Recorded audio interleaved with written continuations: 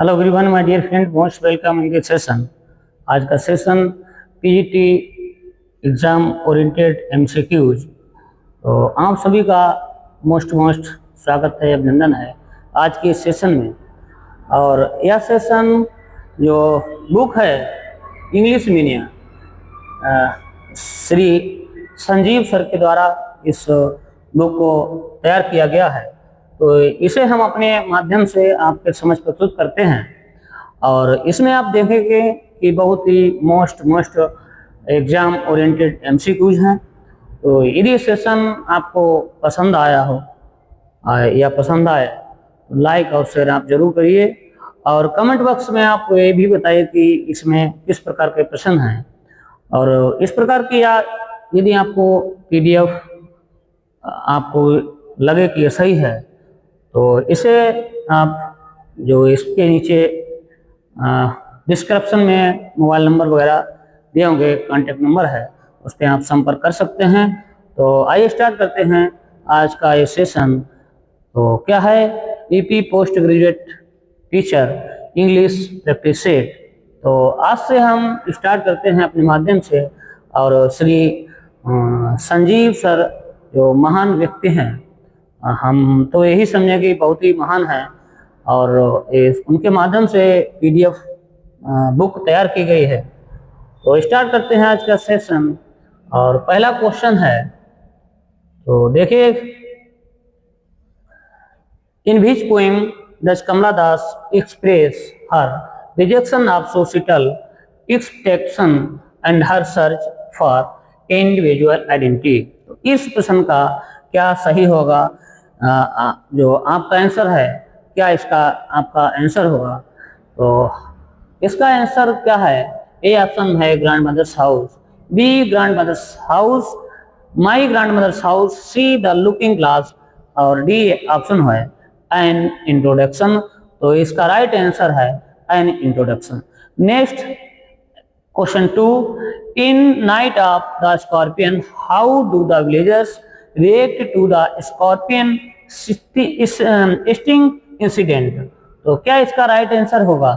They remains indifferent, B they blame the narrators, A they offer prayers and rituals, they panic and flee. तो इस प्रश्न का क्या right answer है आपके माध्यम से? तो इस प्रश्न का जो राइट आंसर है सी, जो गांव वाले वहां पर जो बिच्छू है जब डंक मार देता है तब वहां पर गांव वाले एकत्रित हो जाते हैं और उससे झाड़ फूक करने के लिए कहते हैं, और झाड़ फूक करते हैं और वो भगवान से प्रार्थना करते हैं।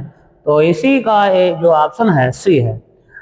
एंड जो इन इंटरप्रेट, जो इसका आंसर क्या होगा?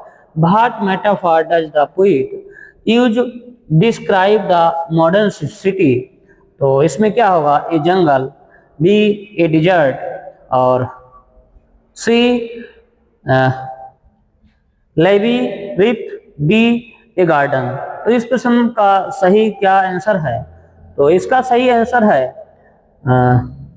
बी डिजर्ट, रेगिस्तान टाइप का निर्जन।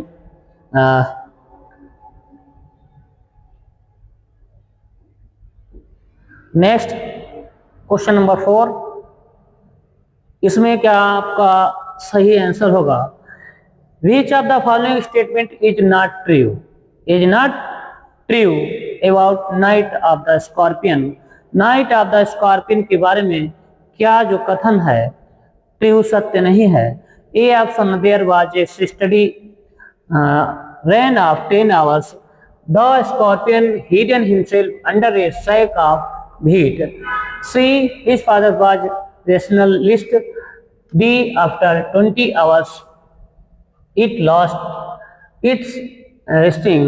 तो क्या इसका राइट आंसर है? तो there was steady rain of 10। तो इस प्रश्न का राइट आंसर है 10 के स्थान पर है यहाँ पर 20। क्या हुआ? 20, तब ये सही माना जाएगा।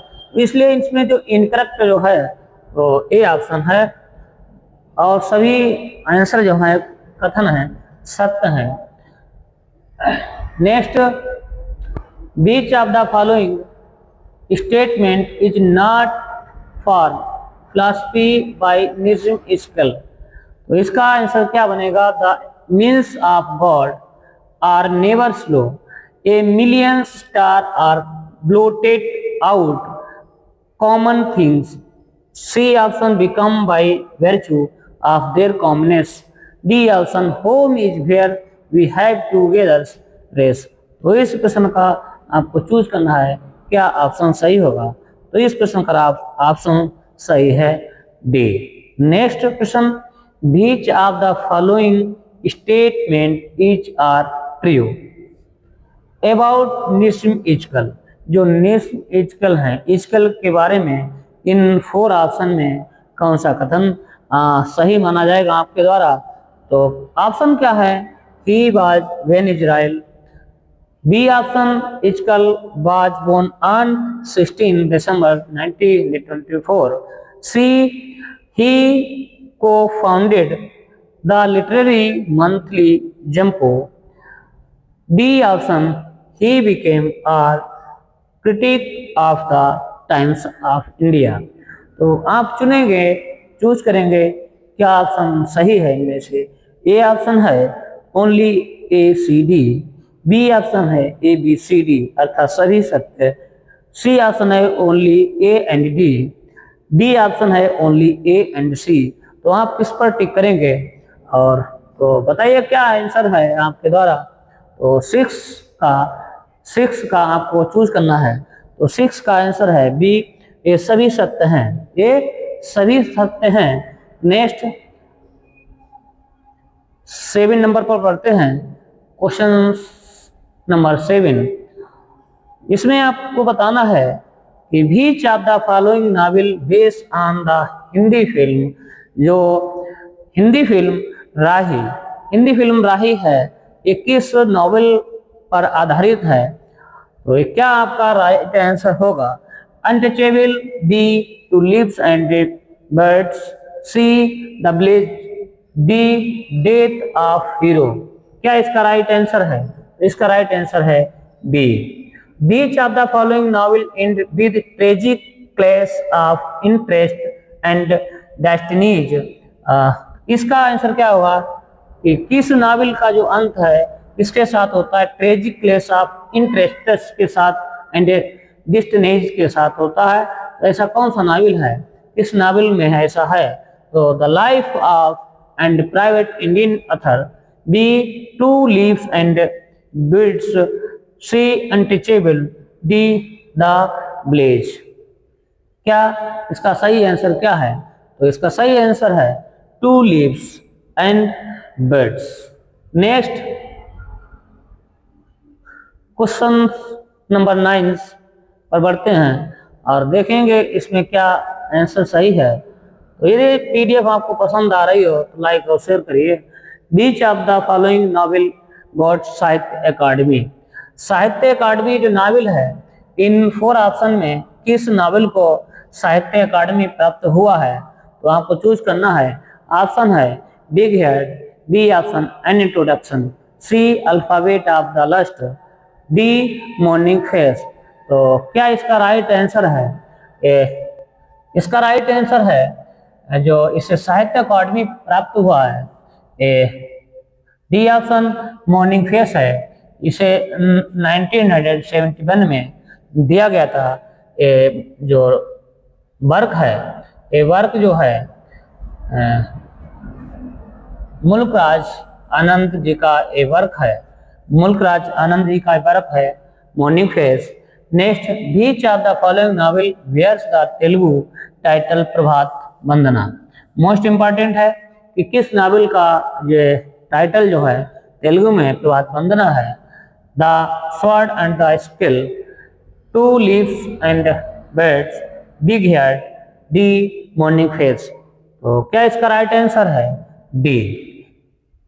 डी इस प्रश्न का राइट आंसर है। नेक्स्ट क्वेश्चन पर बढ़ते हैं, क्वेश्चन संख्या 11 नंबर। तो which of the following statement is are true. Is are true किस कथन को सत्य मानेंगे? For Matthew Arnold. Matthew Arnold के लिए तो यह poetry of revolt against moral ideas is A option है pure poetry, B option poetry advocating moral values, C A poetry of revolution ideas, D poetry of revolt against life.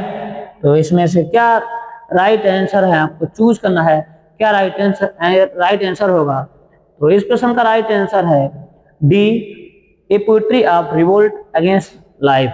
तो इसका answer है बनता है सी इसका राइट आंसर है इस प्रश्न का। Next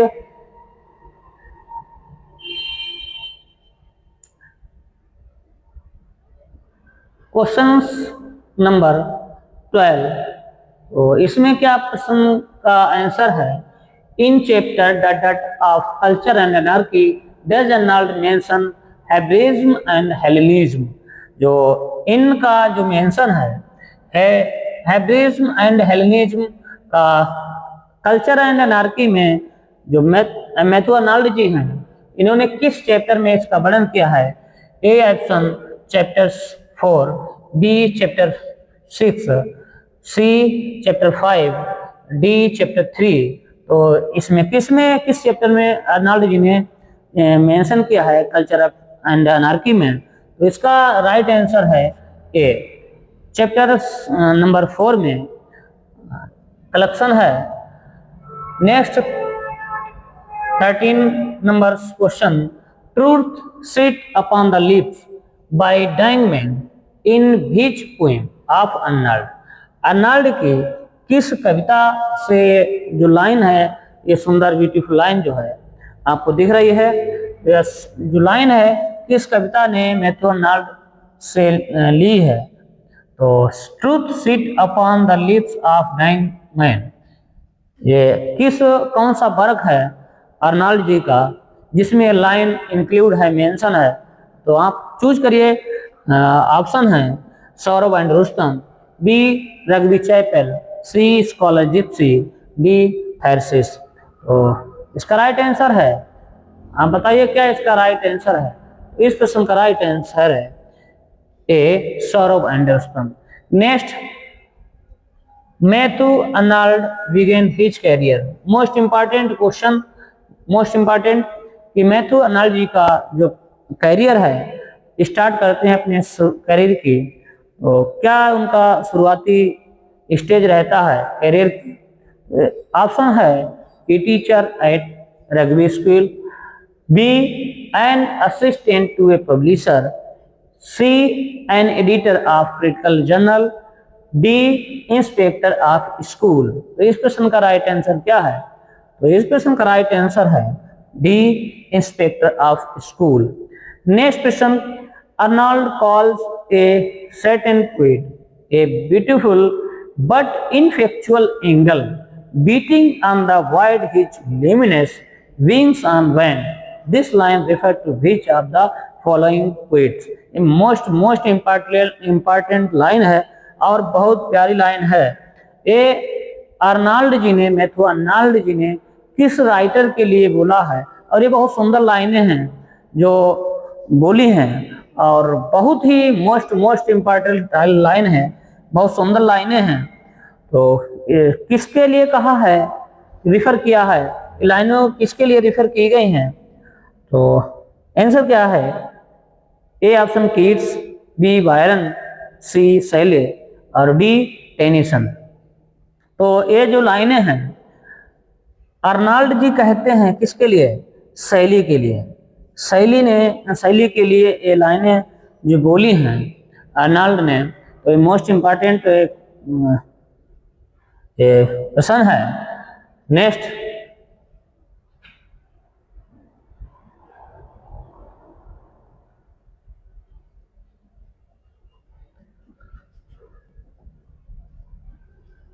question number 16, poetry is a criticism of life.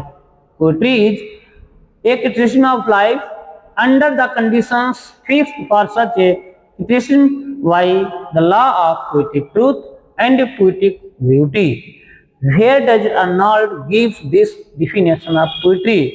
ये सुंदर डिफिनेशन या सुंदर परिभाषा है कविता की, पोएट्री पोइम की, ए पोएट्री की सुंदर परिभाषा अर्नाल्ड जी ने अपने किस वर्क में यह परिभाषा दी है? तो आपको चूज करना है, मोस्ट इम्पॉर्टेंट है, या वह ये भी जो है क्वेश्चन है मोस्ट इम्पॉर्टेंट है।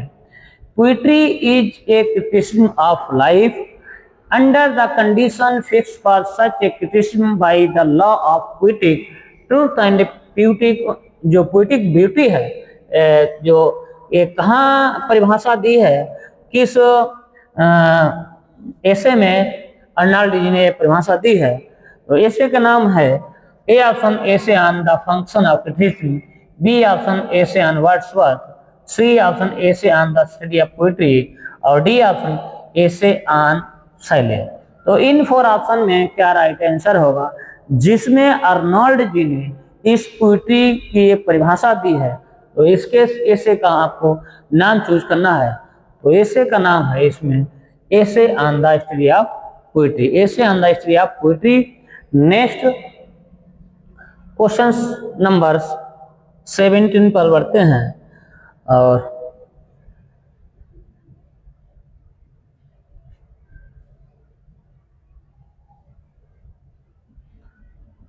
देखिए, from which source did Shelley got the idea of writing the Prometheus Unbound? Most important यह क्वेश्चन है कि शैली ने जो प्रोमेथियस अनबाउंड जो उनका वर्क है, इसको लिखने के लिए उन्होंने सोर्स है तो कहाँ से लिया है? प्राचीन राइटर है, एंशिएंट प्राचीन राइटर, यूनानी राइटर हैं। यूनानी राइटर जो प्राचीन राइटर हैं उनके माध्यम से या प्रोमेथियस अनबाउंड उनके सोर्स से लिया गया है। तो ऑप्शन में यहाँ क्या है? एस्किलस, बी सेनेसिया, सी स्पोकल्स, डी इरिपाइड्स। तो इसमें राइट आंसर आपको चूज करना है। क्या इसका राइट आंसर है? तो इसका राइट आंसर है ए, या यूनानी राइटर हैं, प्राचीन यूनानी राइटर हैं, और इन्हीं के वर्क के का जो सोर्स लिया गया प्रोमेथियस अनबाउंड है। Next, to whom is Shelley's Revolt of Islam dedicate? Most important है कि शैली का जो रिवोल्ट ऑफ इस्लाम है ये किसके लिए डेडिकेटेड है? मोस्ट इम्पॉर्टेंट है। तो आंसर है Jane Clairmont, B Mary Godwin, C Harriet Westbrook, और डी विलियम गॉडविन। क्या इस प्रश्न का राइट आंसर है? आपको चूज करना है। तो इस प्रश्न का राइट आंसर है B Mary Godwin. Question number 19, referring to Adonais Shelley said, I have dipped my pen in consuming fire for his destroyer, who were these destroyer? तो मोस्ट इम्पॉर्टेंट है, या शैली को ने कहा है ये लाइनें, I have dipped my pen in consuming fire. तो क्या इस प्रश्न का राइट आंसर है? The editors of both Quarterly Review and Blackwood's Magazine, B the editors of London Magazine, C the editor of quarterly Review, D the editors of Blackwood's Magazine. क्या इस प्रश्न का राइट आंसर है? आपको choose करना है। तो इस प्रश्न का राइट आंसर क्या होगा? तो editor of quarterly review. Next, where is the scene of Oedipus Tyrannus by Shelley lad? तो इस प्रश्न का क्या राइट आंसर है? Troy, Constantinople, C Ethiopia, Thebes. तो इस प्रश्न का राइट आंसर क्या है? D Thebes. तो next, who called Shelley an ineffectual angel beating in the wide his luminous wings in vain? कौन कहता है शैली को? किसने शैली को ये कहा है कि an ineffectual angel beating in the wide his luminous wings. तो ये सुंदर लाइनें किसके द्वारा कही गई हैं? ये अर्नोल्ड जी के द्वारा कही गई हैं। Next,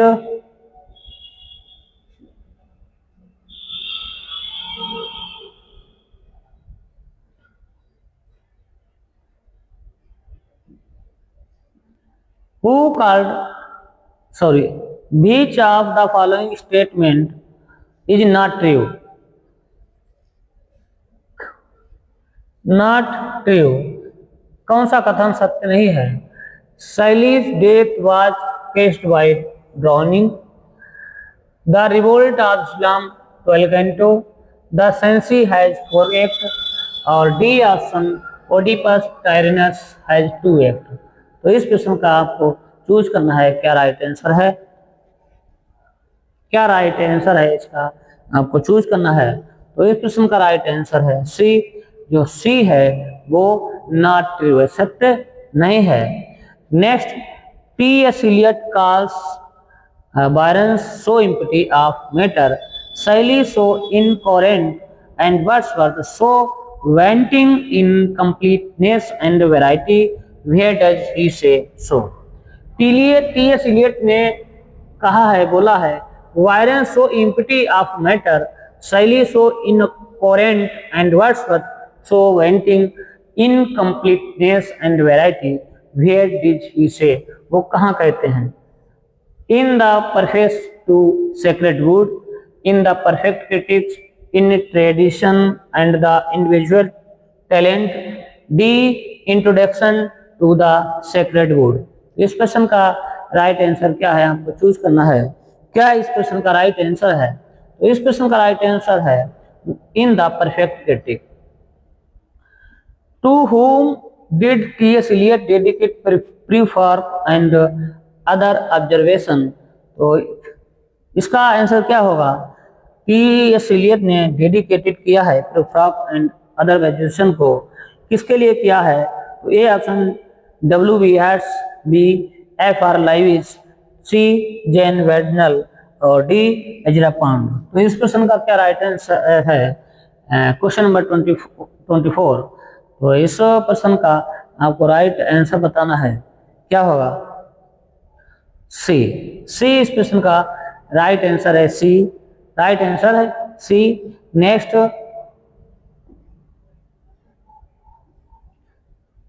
question number 25, which play of Shakespeare, which play of Shakespeare, which play of Shakespeare has been regarded as one of Shakespeare's most achieved artistic success.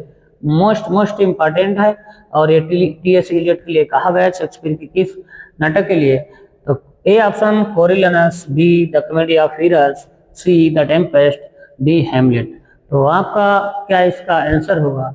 आप चूज किए, तो ये इसका आंसर है ए कोरियोलेनस।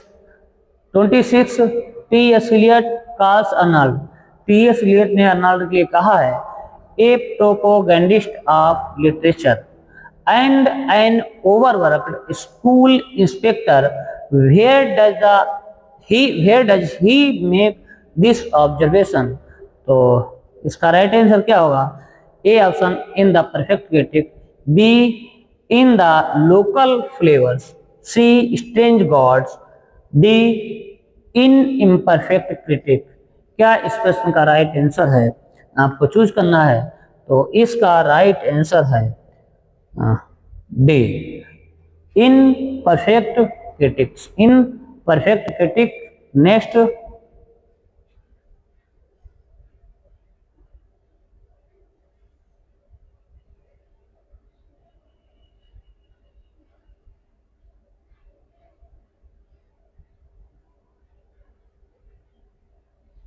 हाँ, question number 27, which of Eliot's poem end with these lines. जो Eliot's की कविता इन लाइनों के साथ क्या होता है? Eliot's poem ends with these line, इन लाइनों से उस कविता का अंत होता है। यह किस कविता की लाइनें हैं? इलियट की। तो लाइनें क्या है? This is the way the world ends not with a bang but a whimper.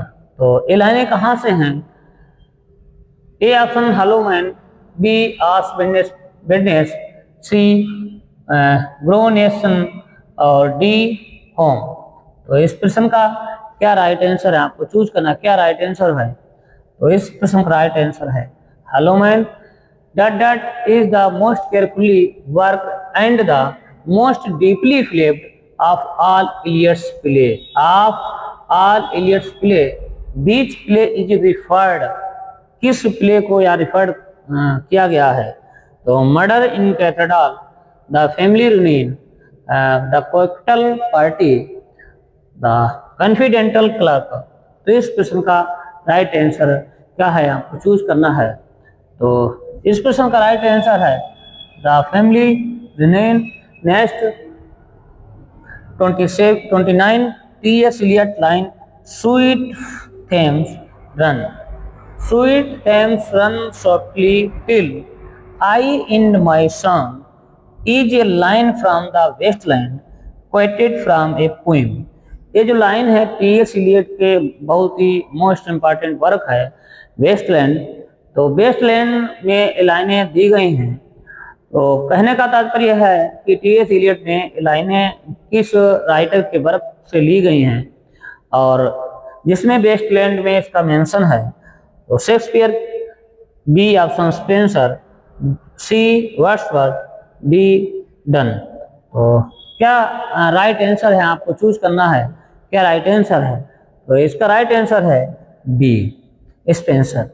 How many parts are there in Eliot's play the family reunion. Most important है कि कितने भाग हैं टी.एस. इलियट के फैमिली रियूनियन के। तो क्या answer इसका सही है? A option 2 parts, B 3 parts, C 4 part, D 5 parts. क्या राइट आंसर है? आपको चूज करना है क्या राइट आंसर है इसका। क्या राइट आंसर है? अब बताइए क्या होगा इसका राइट आंसर है। तो इसका राइट आंसर है 2 parts. Next 31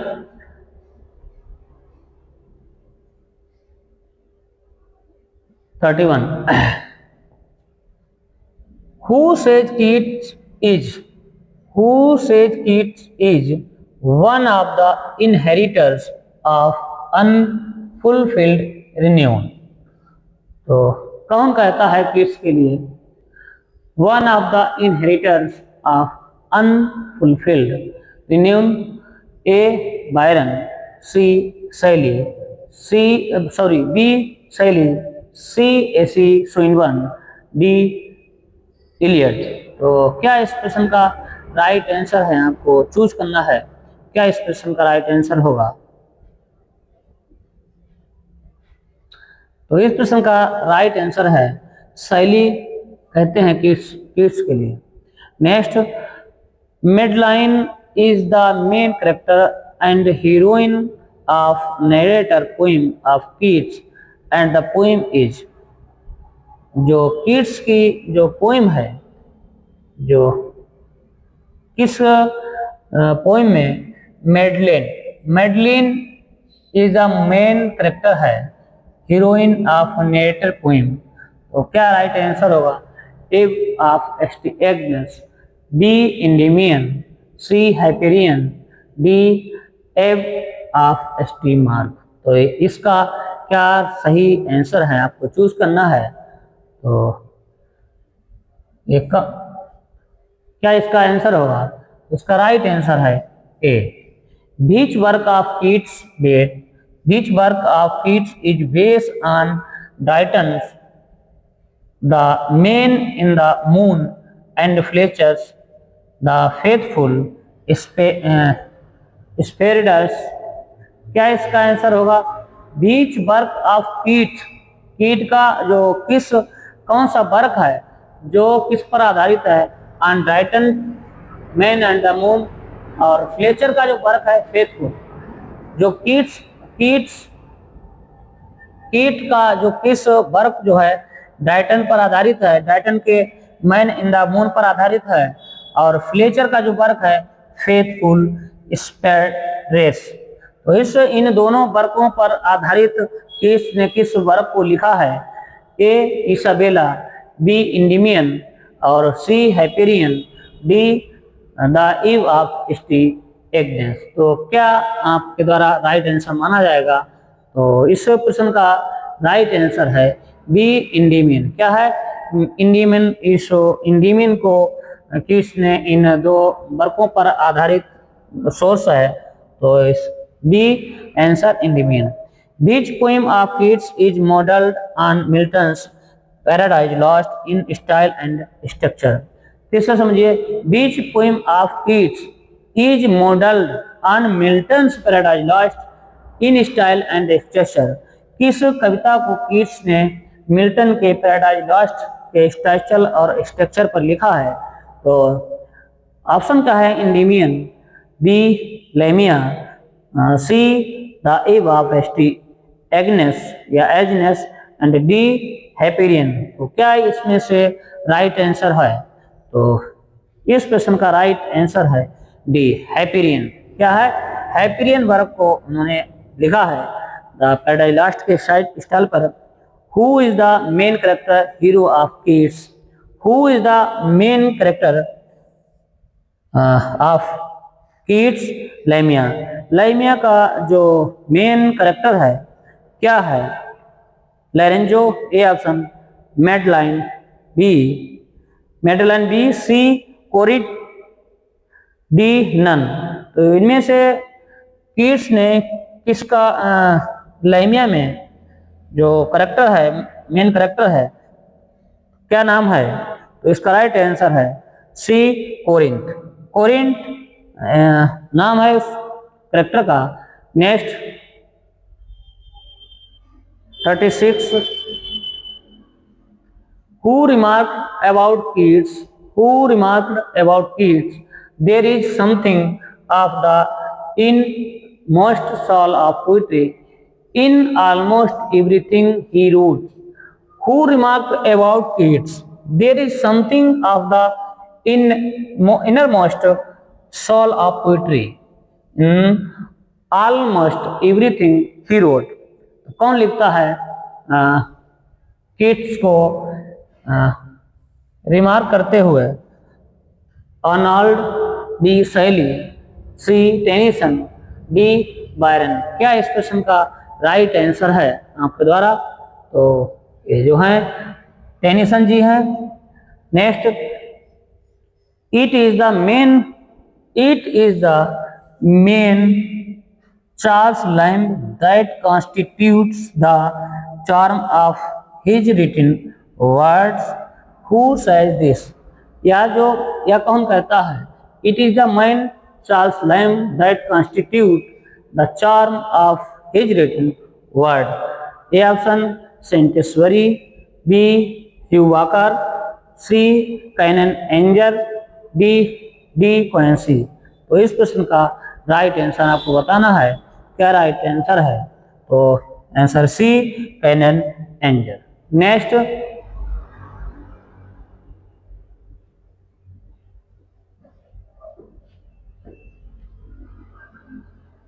who says lamb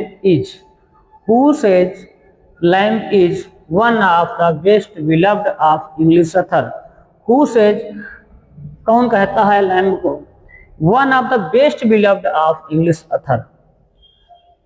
कौन मानता है? तो इसका राइट आंसर क्या होगा? Who says Lamb is one of the best beloved of English author? A Hugh Walker, B George Simpson, C W H. Hudson, C D Saint Exupery. तो इस प्रश्न का राइट आंसर क्या है आपको बताना है। तो इस प्रश्न का राइट आंसर है डब्ल्यू.एच. हेडसन। कहते हैं कि lamb is one of the best beloved of English author. Next, lamb's memory will retain its fragrance as long as the best spice expended on the pharaohs. Who said this? या किसने कहा है lamb के लिए? Lamb's memory will retain its fragrance as long as the waste spice expanded on the parrots who said। तो इस प्रश्न का राइट आंसर क्या है, आपको चूज करना है। A answer Leigh Hunt, B William Hazlitt, C Wordsworth, D Byron. तो इस प्रश्न का राइट आंसर है William Hazlitt. Which of the following novel is not correctly match. किस नावल का जो है जो करेक्ट नहीं है।